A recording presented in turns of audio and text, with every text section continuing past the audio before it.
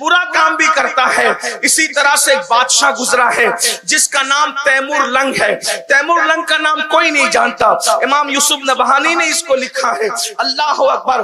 Timur لنگ بادشاہ لوگ ہوتے ہیں اس لیے کہ بادشاہوں کو سب کو لے کر کے چلنا پڑتا ہے, تو اچھے بھی کام کرتے ہیں برے بھی کام کرتے ہیں. حاجی عارف نسیم صاحب جیسے لوگ سیاست کے میدان میں کم ہوتے ہیں. اللہ تعالیٰ جو ہے ان کو برکتوں سے نوازے اور مزید اللہ مذہب و مسلک پر استقامت عطا کرے. لیکن تیمور لنگ کے معاملات بہت اچھے بھی تھے اور کچھ بہت برے بھی تھے.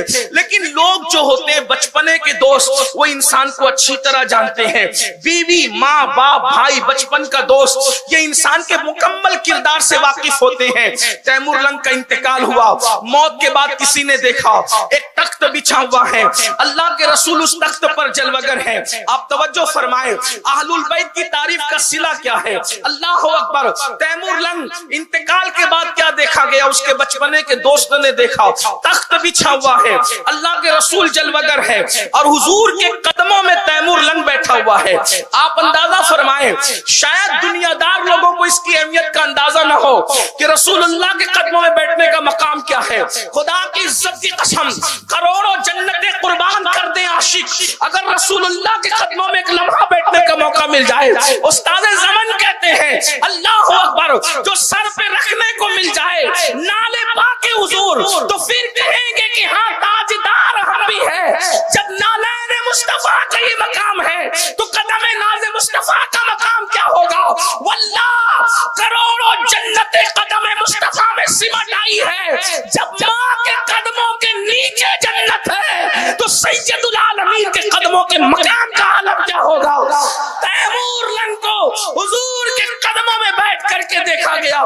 بیٹھا ہوا حضور کے قدموں میں تو پوچھنے والے نے پوچھا, لہجہ دیکھو بچپنے کا دوست تھا, او دشمن خدا تو نبی کے قدموں میں بیٹھا ہے, یہ مقام تجھے کیسے ملا. او دشمن خدا تو نبی کے قدموں میں بیٹھا ہے, یہ مقام تجھے کیسے ملا. اس لیے کہ جو تیمور کی زندگی پڑھ چکے وہ جانتے ہیں کئی علماء کو انہوں نے قتل بھی کیا غلط فہمی کی بنیاد پہ, بغض کی بنیاد پہ, تخت بچانے کی جو بھی معاملات ہیں میں اس کی طرف کوئی بات نہیں کرتا. لیکن اتنا ضرور کہتا ہوں تیمور لنگ کو اس کے دوست نے بچپنے کے دوست نے رسول اللہ کے قدموں میں بیٹھے ہوئے دیکھ کر کے پوچھا, او دشمن خدا تجھے نبی کے قدموں میں بیٹھنا کیسے نصیب ہوا. اس سے پہلے کہ تیمور کچھ کہتے اللہ کے رسول نے فرمایا یہ کیسا بھی تھا لیکن میری اہل بیت سے محبت کرتا تھا اس لیے اس کو رسول اللہ کے قدموں میں بیٹھنے کا شرف مل گیا ہے.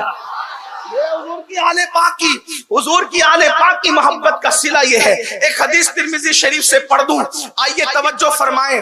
پھر کربلا کے بعد کے واقعات پر جو مجھے حکم ہوا ہے اس پر گفتگو کا آغاز کرتے ہیں. لیکن آئیے ایک حدیث سنیے علماء کرام کی توجہ. ہمیں جو جنت ملے گی انشاءاللہ, ہمیں جو جنت ملے گی وہ جنت ولیوں کی جنت کے برابر نہیں ہوگی.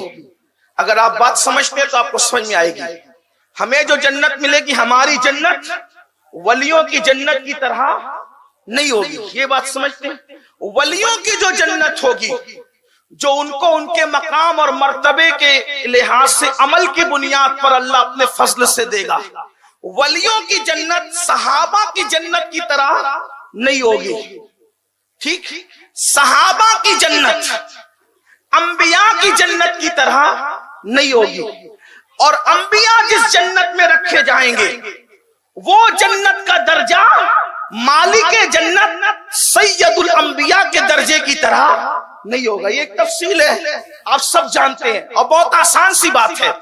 یعنی یوں ہی اگر کسی کو کسی کے جیسے آپ نے نمازیں پڑھ لی, اللہ نے کرم فرمایا تو جو جنت آپ کو ملے گی آپ کی کتنی نمازیں ہوں کتنی حج ہوں آپ ولیوں کے برابر والے درجے میں نہیں پہنچ سکتے. یہ بات ہے, آپ کی کوئی نئی بات نہیں ہے اور میں کوئی نئی بات کر بھی نہیں سکتا. کیوں؟ اس لیے کہ دین 1400 سال پہلے کا ہے, نئی بات کوئی لا نہیں سکتے. لیکن آپ اگر بات یہ فلسفہ سمجھتے ہیں تو توجہ کرنا, اور اگر صرف یہی بات میری آپ سمجھ کر اٹھ گئے تو میرا آنا کامیاب, آپ کا بلانا کامیاب. آپ کے عمل پر قدرت نے کرم کیا اور اللہ نے جو جنت دی وہ ولیوں کی جنت کی طرح نہیں ہوگی. غوث پاک کی جنت کا درجہ جدا ہوگا اور نمازیوں کی درجہ جنت کا درجہ جدا ہوگا. صابر کلیر کی جنت کا درجہ جدا ہوگا اور نمازیوں کی جنت کا درجہ جدا ہوگا.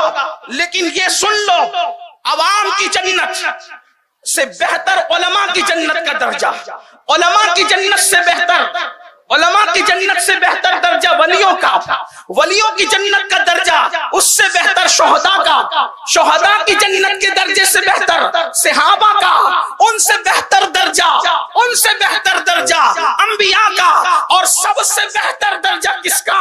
سید الانبیاء کا. بلکہ ایک بات اور سمجھاؤں آسانی کے ساتھ، امام اہل سنت کو اگر آپ پڑھتے لکھتے تو آپ کو سمجھ میں آئے گا یہ جو سب کی جنتیں ہیں، جو میری آپ کی علماء کی شہداء کی ولیوں کی، یہ جو سب کی جنتیں ہیں، بلکہ صحابہ کو بھی لے لیں، ان سب کی جو جنتیں وہ کیا ہے؟ تو امام اہل سنت اس جنت کا ذکر کرتے کہتے ہیں وہ خلد جس میں اترے گی ابرار کی برات، وہ خلد جس میں اترے گی ابرار کی برات، ابرار کہتے ہیں نیک لوگوں کو، وہ خلد، خلد کہتے ہیں جنت کو، وہ خلد جس میں اترے گی ابرار کی برات، وہ خلد جس میں اترے گی ابرار کی برات.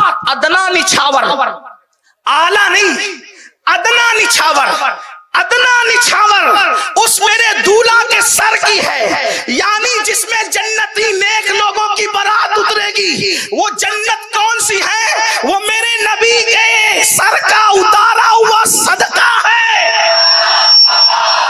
کیا ہے جنت؟ جس جنت کے لیے لوگ جنگلوں میں چلے کاٹتے ہیں، جس جنت کے لیے لوگ تہجد کی نمازیں پڑھتے ہیں، جس جنت کے لیے لوگ عرفات، منی، مزدلفہ میں جو ہے وہ کھڑے رہتے ہیں، وہ کیا ہے؟ ادنا نچھاور اس میرے دولہا کے سر کی ہے. بمبئی والوں جس کو نچھاور اور صدقہ کہتے ہیں، کیا مطلب ہے؟ برات کبھی دیکھا؟ جو برات نکلتی ہے دولہا کے ساتھ، اور جب جو دولہا ہوتا ہے تو دولہا کے سرپرست، دولہا کے بڑے اس کے اوپر سے نچھاور کرتے صدقہ ہے. توجہ، صدقہ. تو صدقے کا اصول یہ ہے، صدقے کا اصول کہ جس پہ سے اتارا جاتا ہے اس کو نہیں دیا جاتا ہے نا. صدقے کا اصول یہی ہے. بلکہ کسی کلاش غریب مفلس پر سے بھی صدقہ اتارا جائے تو اس کو نہیں دیا جائے گا. کیوں؟ اس لیے کہ غیرت عشق کے خلاف ہے. جس کا صدقہ اسی کو دینا غیرت عشق کے خلاف ہے. تو یہ جو سب کی جنت ہے یہ کس کا صدقہ ہے؟ ادنا نچھاور اس میرے دولہا کے سر کی ہے. یعنی یہ سب جنتیں جو ہیں میرے نبی کے سر کا اتارا ہے. تو جس کا اتارا ہوتا ہے اس کو نہیں دیا جاتا. تو ماننا پڑے گا جب یہ جنتیں نبی کا صدقہ ہے تو یہ صدقہ نبی کو نہیں دیا جائے گا. نبی کی جو جنت ہوگی یہ اس جنت کے علاوہ ہوگی. نبی کی جو جنت ہوگی یہ اس جنت کے علاوہ ہوگی. اب اس جنت میں نہ حاجی جا سکے گا، نہ نمازی جا سکے گا، نہ شہید جا سکے گا، نہ مجاہد جا سکے گا. اگر نماز کی بنیاد پہ کوئی نبی کی جنت میں جانا چاہے انٹری نہیں ہوگی. روزے کی بنیاد پہ نبی کی جنت میں جانا چاہے داخلہ ممنوع ہوگا. کیوں؟ اس لیے کہ جس کی اوقات اور حیثیت نہیں اس درجے میں جانے کی وہ جا نہیں سکتا. نماز پڑھ کے تمہیں اپنے درجے کی ملے گی، علماء کے درجے کی نہیں ملے گی. تو نبی تو دور کی بات ہے، سید الانبیاء تو دور کی بات ہے. لیکن بمبئی کے مسلمانوں سن لو، اللہ اکبر، بہت بڑی بات کہہ رہا ہوں مگر حدیث کی روشنی میں کہہ رہا ہوں. واللہ اپنے عمل کی بنیاد پر آپ علماء، اولیاء اور صحابہ کی جنت میں نہیں جا سکتے. لیکن رسول اللہ نے ایک عمل ایسا بتا دیا ہے کہ نبی کے ساتھ جنت میں رہنا ملے گا، نبی کے درجے میں جنت میں رہنا ملے گا. وہ عمل کیا ہے؟ ترمذی شریف کی حدیث ہے. آقا फरमाते हैं जो मुझसे और मेरी अहले बैत से सच्चे दिल से मोहब्बत करेगा तो जन्नत के जिस दर्जे में मैं मोहम्मद रहूंगा उसी दर्जे में अहले बैत से मोहब्बत करने वाले।